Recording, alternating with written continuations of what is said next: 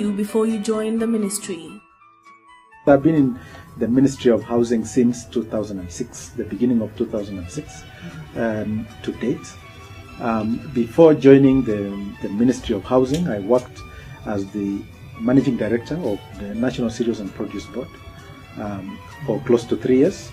And before that, I worked with East African Development Bank, both in Nairobi and Kampala, and covering the whole of the East Africa region.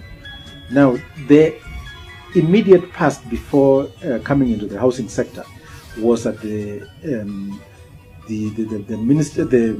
National Cereals and Produce Board.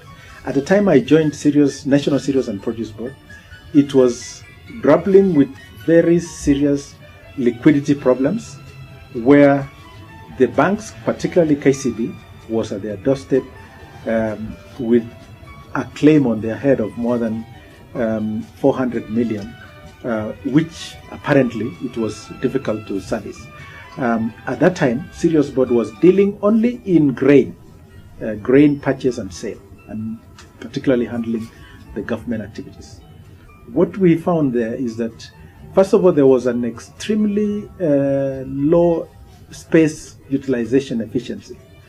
The institution had a capacity to handle 21 million bags of maize, and it was at that time having a stock of less than 1 million bags in the store. So it had idle capacity of 20 million bags of maize spread all over the country. So what we did, the first one is what are the alternatives of using these kind of spaces?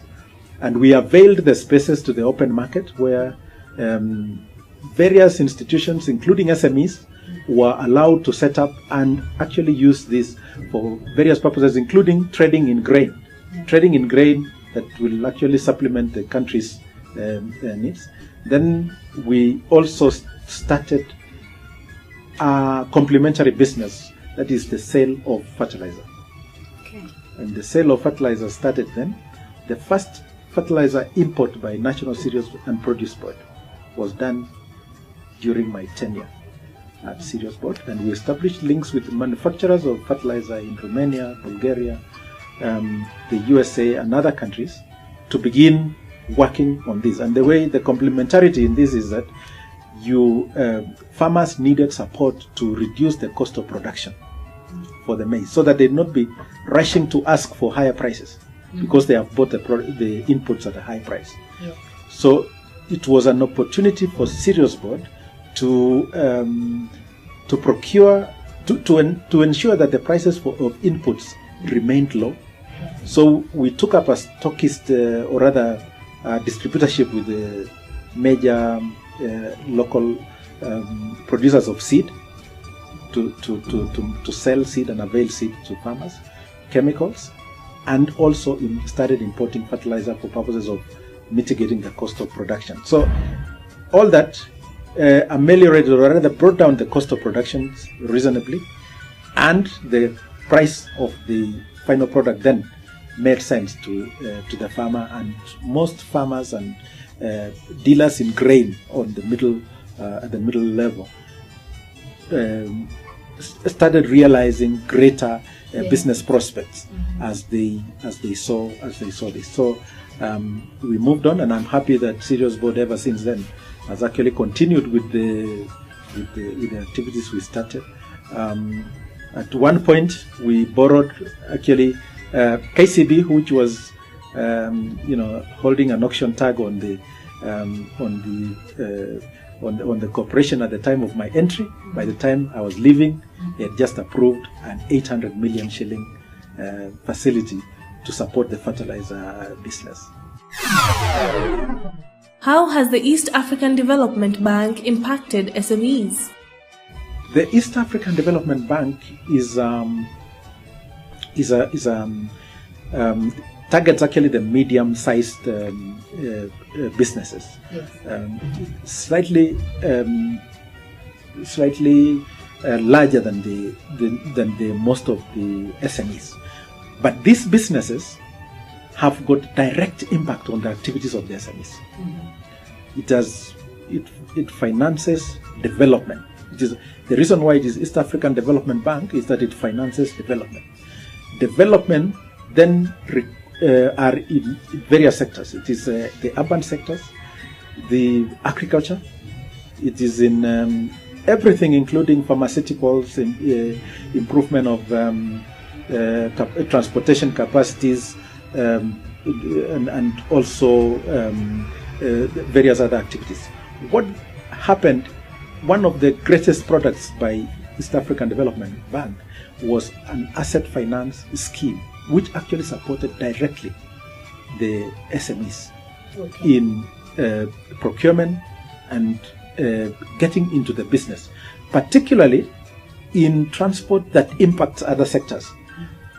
We had transport of movement of passengers across East Africa, and it was the bank took the strategy of targeting people transportation that enhances business within East Africa, and supported a transport company that was based in Tanzania, but moving all across East Africa with very modern buses. Then we the others were in construction, in agriculture, and in agricultural processing, in export, in pre-export processing of agricultural products, in horticulture, in various areas. You see, while the bank was actually funding directly the person who bulks the products, the producers and the primary beneficiaries of this support were the SMEs. What was the situation like when you joined the ministry? When I joined the ministry had just was a department that had just been graduated into a ministry status from the Ministry of Lands. Now, what happened then is that the ministry was sort of separated under what was appearing then as a strategy to accommodate some political initiatives that were there. So people thought this was a very temporary measure, which, since it was not, it was what brought it to the fore was a very coincidental matter on the political side.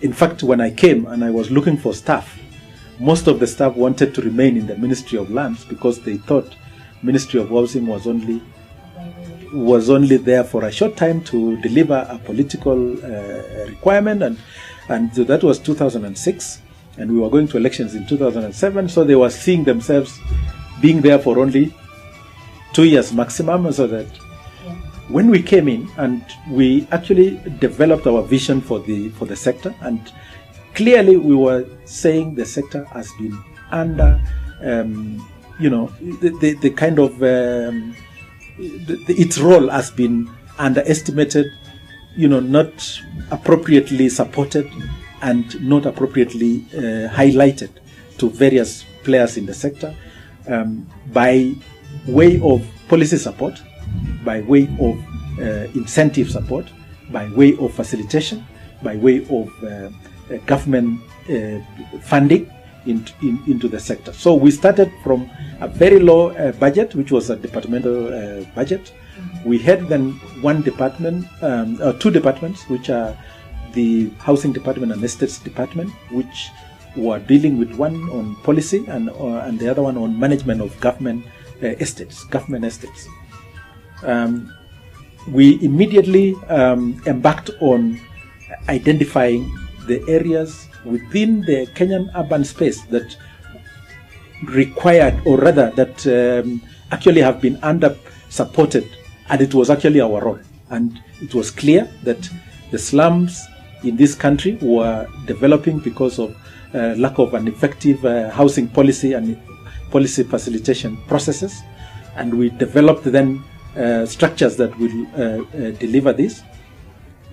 Before then, there was the country had actually adopted a housing policy in 2004, in the year 2004. But the implementation was, again, a departmental matter which was not quite highlighted, and the sector players whom we needed to draw in to support us in delivery were not appropriately drawn in.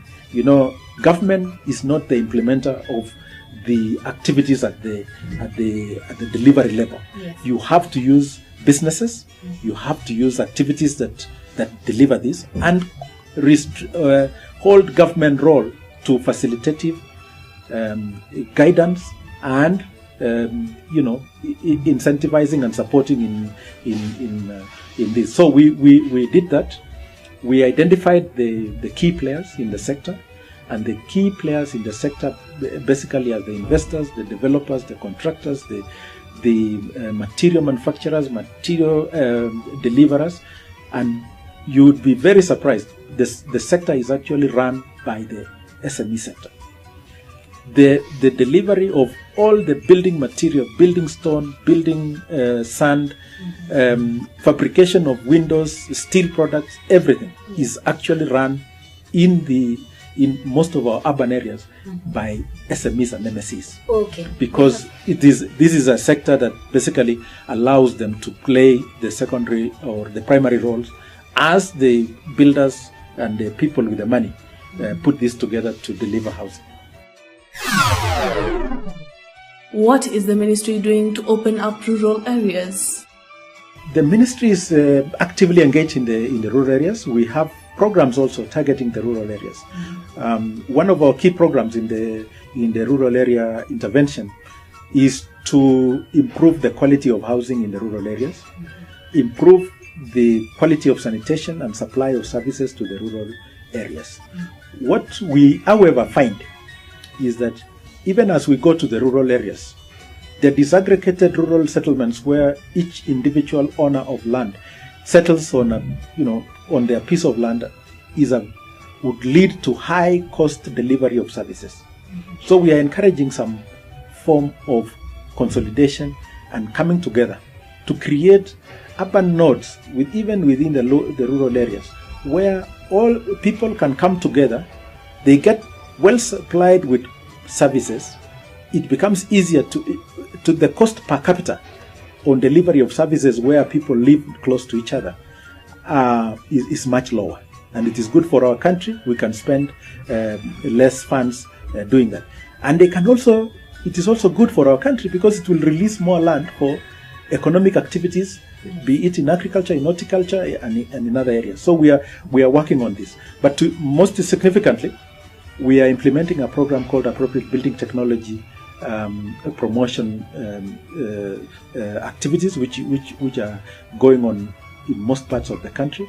And the program is aimed at researching, developing, and customizing locally available building materials into a form that can be used to deliver housing in a sustainable and affordable way in the rural areas. So we are currently using a technology called stabilized soil blocks, where we have procured equipment and machines and supplying them into various parts of the country, where we currently have 60 centers outside Nairobi to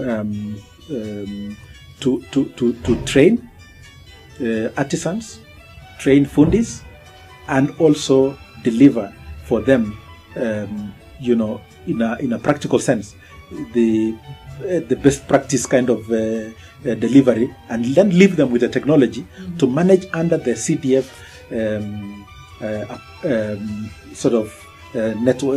umbrella. We are doing this in every constituency in the final run, but currently constituencies are still sharing centers, and we are working on that. In addition to that, of course, we are intervening in now ensuring that we improve the smaller towns, advise the local administration, or rather the local authority administration and leaders to sort of have a far looking urban development plan, so that they do proper physical planning, they do control of developments in the urban areas, so that the small urban areas can then grow in a very sustainable way and avoid the mistakes that we have seen in the bigger urban areas. So we are concentrating in all. We are in the rural, typical rural in terms of the farm level, and then we are also in the smaller urban areas, which we are trying to say come together, develop a small settlement, supply services properly. The services will be supplied properly, and then also we are now in the middle level, and then the high end kind of activities in the urban areas. What is your view on taxes levied on landlords? Actually, this is a good thing to do. We are working very closely with the tax authorities and also the Ministry of Finance to ensure that actually there is a win-win element in this. Government has been providing services. Landlords are asking, can we get better services so that we can, as we pay the taxes, we can see the benefit that we are getting? And we are saying we would be developing various incentives around infrastructure, around ensuring that the servicing of the areas in which the owners of properties are draw, or rather get good services. Then overall, this is actually a tax like any other tax that is levied on even the salaried person. What is our tax policy in Kenya is that you pay tax on the basis of what you earn. Yes.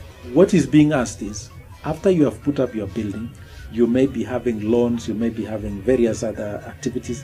Just show me the part that you earn, and then pay tax on that, which is a very easy way of ensuring that it is not going to be applied indiscriminately on areas where you are actually getting, you may be using resources that are costing you heavily, and then you are taxed on it without considering the fact that you have other costs associated with the property that you have developed. So it is a very good thing. It is only getting some understanding so that you comply with it in a way that supports your business. It is not really a punitive kind of tax. In the long run, it is actually supportive, because we expect that certain proportion of the tax from properties will have to go back into providing better services for the property owners. 3 key messages for small and medium enterprises. Yes, our ministry is quite active in the urban space in various ways. We are actually a consumer directly of SME services in our estate management services, cleaning, what you call this refuse collection, disposal, and we have taken some very affirmative position, particularly in our program to improve the slums and engage SMEs and MSCs, which are particularly promoted by the youth, to do the activities that employ the youth. And these activities then is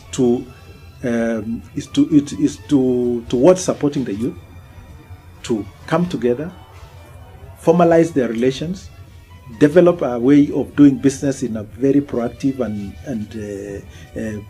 clear practice principles on the business, and have resolution of any areas of dispute and that they have, and implement it properly. We also have now promoting ICT training in conjunction with the certain partners within Kibera, particularly, where we have started some training centers run by the communities and supported and given space by the Ministry of Housing. This is benefiting the youth, and it is also giving them a lot of opportunity to, because there is a cyber cafe next to it, which is effectively priced for them to actually benefit from it without having to pay too much. My advice to the to SMEs is to try and scale up their level and quality of delivery of service to a level that will be accessed by the sector very effectively. And I'm particularly happy with the fabrication, particularly windows, doors, gates, and the sector that does this, which is also a very strong SME sector. And significantly, what we are saying is, let us work together so that we standardize what you produce and be able to get you to the market in a very proactive and in a very predictable quality level, which then will obviate any need for any property developer to start their own activity to produce windows, to produce doors, and other activities. So standardize, keep the quality high, ensure that you deliver to the promise of the needs of the sector. Then organize yourselves. Get if it is a group, or if it is an individual, ensure that you understand the business practices that makes your business recognized and appropriately relied upon by the sector, and then practice them. And do now the other activities of maintaining good books, so that on issues of taxation, on issues of meeting the regulatory requirements, you are totally compliant. And most significantly, employ the youth to support you in delivery of these activities.